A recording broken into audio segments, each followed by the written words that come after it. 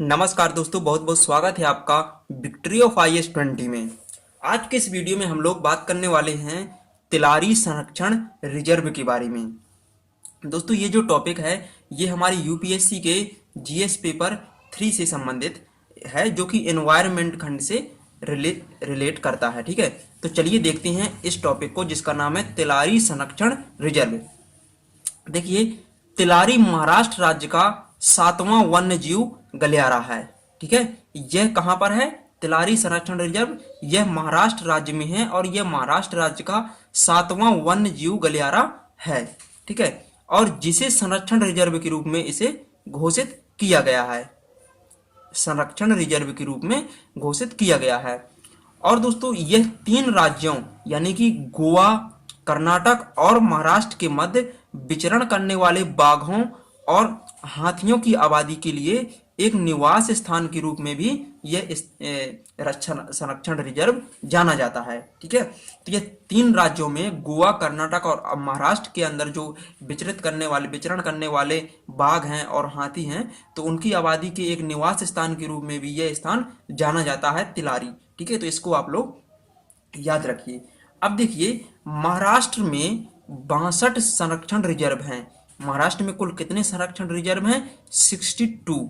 ठीक है, महाराष्ट्र में 62 संरक्षण रिजर्व हैं, जिनमें से दोस्तों 13 संरक्षण रिजर्व पश्चिमी घाट में है। ठीक है, 13 संरक्षण रिजर्व ये पश्चिमी घाट पर्वत में स्थित हैं। और आप लोगों को पता है, जो पश्चिमी घाट पर्वत है वो भारत के पश्चिम तट में स्थित है, और यह पर्वत हिमालय के बाद भारत का दूसरा सबसे लंबा पर्वत है। ठीक है, और उत्तर से दक्षिण दिशा में फैला ये भारत का सबसे लंबा पर्वत है। ठीक है, तो इसको आप लोग याद रखिए।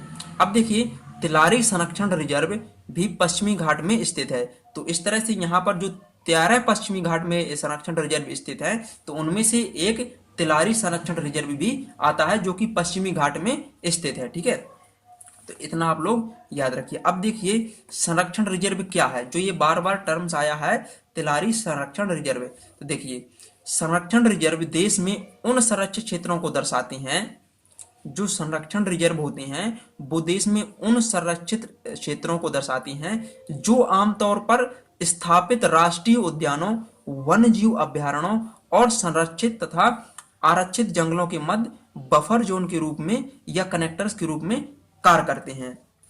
ठीक है, तो ये ऐसे क्षेत्रों को दर्शाते हैं जो राष्ट्रीय उद्यानों, वन्य जीव अभ्यारण्यों और संरक्षित तथा आरक्षित जंगलों के मध्य बफर जोन दोस्तों एक ऐसा क्षेत्र होता है जहां पर 2 भिन्न प्रकार के वन मिलती हैं। ठीक है, जहां से वनों में बदलाव होना शुरू होता है। ठीक है, तो उस बीच के जो संक्रमण क्षेत्र होता है उसे बोलते हैं बफर जोन। ठीक है, यानी कि यहाँ पर संरक्षित वन भी पाए जाएंगे, आरक्षित वन। ठीक है, और राष्ट्रीय उद्यान और राष्ट्रीय वन्य जीव अभ्यारण्यों के जो बीच का जो बॉर्डर होता है वो क्षेत्र कहलाती हैं बफर जोन। ठीक है, तो इसको आप लोग याद रखिए। अब देखिए, ऐसे क्षेत्रों को संरक्षण क्षेत्रों के रूप में नामित किया जाता है। संरक्षण क्षेत्रों के रूप में किन क्षेत्रों को नामित किया जाता है? ऐसे क्षेत्रों को संरक्षित क्षेत्रों के रूप में नामित किया जाता है जो निर्जन है, यानी कि जो एकांत में, सोलिट्यूड। ठीक है, जो एक निर्जन है और पूरी तरह से भारत सरकार के स्वामित्व में है। ठीक है, पूरी तरह से भारत सरकार के स्वामित्व में हो और वो निर्जन स्थान हो। ठीक है, तो इन क्षेत्रों को संरक्षण क्षेत्रों के रूप में नामित किया जाता है। ठीक है, तो इसको आप लोग याद रखिए। तो दोस्तों, ये टॉपिक बहुत ही छोटा है। दोस्तों, यदि वीडियो पसंद आए तो वीडियो को लाइक करें और चैनल को सब्सक्राइब करें। धन्यवाद।